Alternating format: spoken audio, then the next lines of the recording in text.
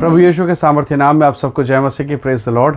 परमेश्वर के पवित्र नाम की महिमा हो। आइए समय हम अपने ध्यान को परमेश्वर के पवित्र वचन की ओर लगाएं। प्रकाशित वाक्य अध्याय 19 वचन 7 निकालिए। यहाँ इस प्रकार से लिखा है, आओ हम आनंदित और मगन हो और उसकी स्तुति करें, क्योंकि मेमने का विवाह आ पहुँचा है और उसकी दुल्हन ने अपने आप को तैयार कर लिया है। Praise the Lord, hallelujah.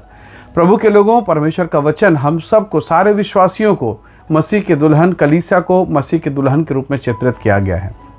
वचन कहता है अब दुल्हन का प्रभु के साथ मिलने का समय है, अर्थात उस अनंत काल की महिमा में प्रवेश करने का अवसर है। और इसके लिए दुल्हन ने, कलीसिया ने, विश्वासियों ने अपने आप को तैयार कर लिया है, पवित्रता से, शुद्धता से। Hallelujah, praise the Lord. प्रभु के लोगों, बहुत सारी बहनें जो इस संदेश को देख रही, सुन रही हैं, मैं आपसे एक सवाल पूछता हूँ। बहुत सारे लोग ब्यूटी पार्लर या फिर अपने आप को तैयार करने के लिए, अपने आप को सजाने संवारने के लिए कई बार आप ब्यूटी पार्लर में जाते हैं। वहाँ कई प्रकार के व्यवहार किए जाते हैं। किसी के भाव के बालों को उखाड़ना, ब्लीचिंग करना, और जो भी, मुझे उतना कुछ नहीं मालूम, पर आप जानते हैं वो कई प्रकार का जो व्यवहार होता है वो पीड़ादायक है। बालों को उखाड़ा जाता है और उसके लिए बहुत पीड़ा हो रही है, उसके कारण बहुत पीड़ा है, पर फिर भी आप पैसे दे रही हैं और आपको बुरा भी नहीं लग रहा है। पर यही व्यक्ति, यही काम कोई दूसरा कर दे, ब्यूटी पार्लर के अलावा कोई दूसरा कर दे, तो बड़ा बुरा लगेगा, लड़ाई झगड़े हो जाएंगे।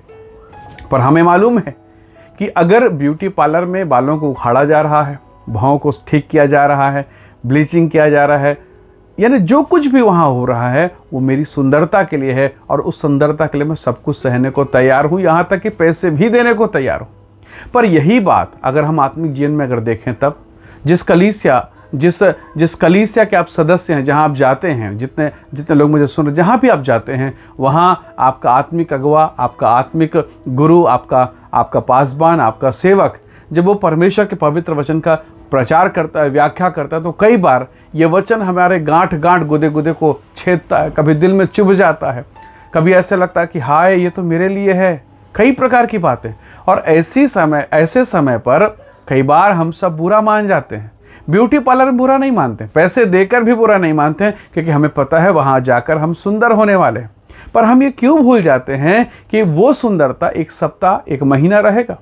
पर यह सुंदरता जो आत्मिक सुंदरता है, जहां पर आप वचन को सुनकर परमेश्वर के मार्ग में बढ़ रहे हैं, जहां आपका अगुवा आपको ब्यूटी पार्लर से बेहतर आत्मिक जीवन में सुंदर बना रहा है, सुंदर बनने में प्रयास कर रहा है, हम उसकी बात को सुनकर बुरा मान जाते हैं। प्रभु के लोगों, दाऊद कहता है, यदि धर्मी मुझे मारे तो सिर का तेल ठहरता है, यदि वो डांटे तो कृपा मानी जाएगी। तो कितना सुंदर विचार है। इसीलिए वो दाऊद है, इसीलिए वो अभिषिक्त है, इसीलिए वो परमेश्वर का अनुग्रह उस पर हुआ है। हम क्यों अनुग्रह खो देते हैं? हम क्यों आशीष नहीं पा रहे हैं? क्योंकि हम कई बार प्रभु के दास के मुख से निकले हुए वाणी को सुनते हैं और बुरा मान जाते हैं। ब्यूटी पार्लर की बात को बुरा नहीं मानते हैं, लोगों की बातों को बुरा नहीं मानते हैं, पर कई बार हम बुरा मानते हैं परमेश्वर के दास के शब्दों को सुनकर। प्रभु के लोगों, यदि कोई ऐसी बात जो आपको चुभे, इस बात पर मनन करना, चाहे आप किसी भी कलीसिया के क्यों ना हो, इस बात पर मनन करना कि ये वचन मेरे लिए आशीष का कारण है, ये वचन मेरे जीवन के लिए अनुग्रह का कारण है, और निसंदेह प्रभु आपको आशीष देगा।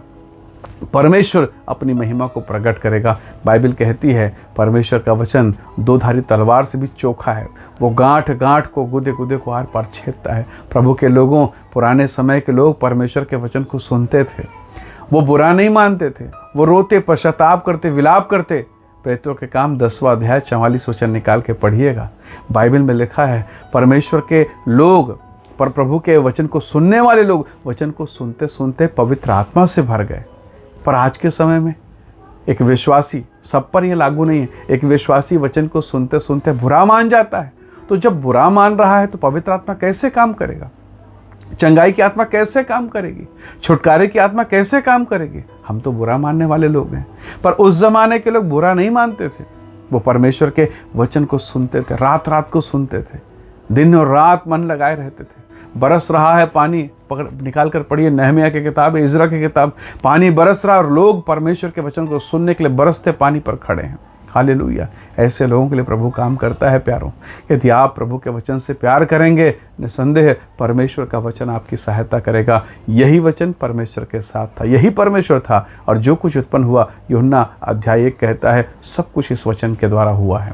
आज वचन जब आपके भीतर में काम करे, आप जब चर्च में जाएं इस रविवार को और जब वचन को सुने और जब वचन आपके भीतर में जब चुभना और बेधने के प्रतिक्रिया को प्रकट करे तो आनंदित हो जाना, क्योंकि यही समय है प्रभु आपको आशीष देने वाला है।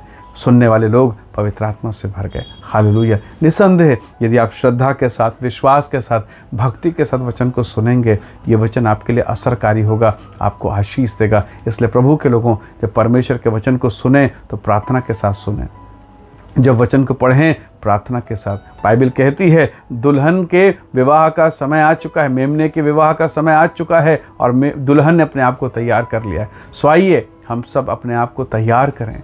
ब्यूटी पार्लर में नाराज़ नहीं हुए, वहाँ जब उसने सब कुछ किया, बालों को उखाड़ा, मूँछों को, भावों को, पता नहीं क्या क्या, तब हमें बुरा नहीं लगा।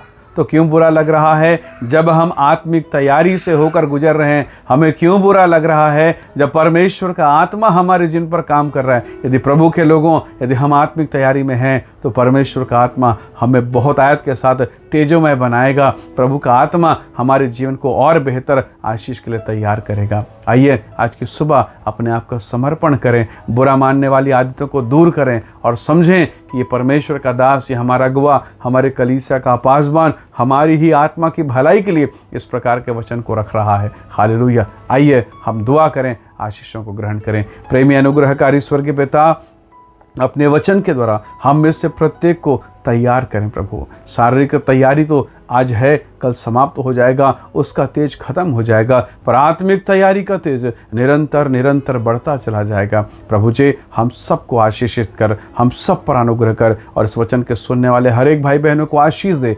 उनके फाइनेंस पर, उनके बच्चों के एजुकेशन पर, पति पत्नी के संबंधों पर, परिवार की हर एक आवश्यकताओं पर, सब प्रकार के अंधकार की सामर्थ पर तेरी शक्ति प्रकट हो और सब बंधन टूटने पाए। तेरे लोग मसीह यीशु के नाम से आज़ाद होने पाएँ, स्वतंत्र होने पाएँ, आशीषित होने पाएँ। धन्यवाद पिता, प्रार्थना सुनने के लिए प्रभु यीशु के सामर्थी नाम से मांगते हैं।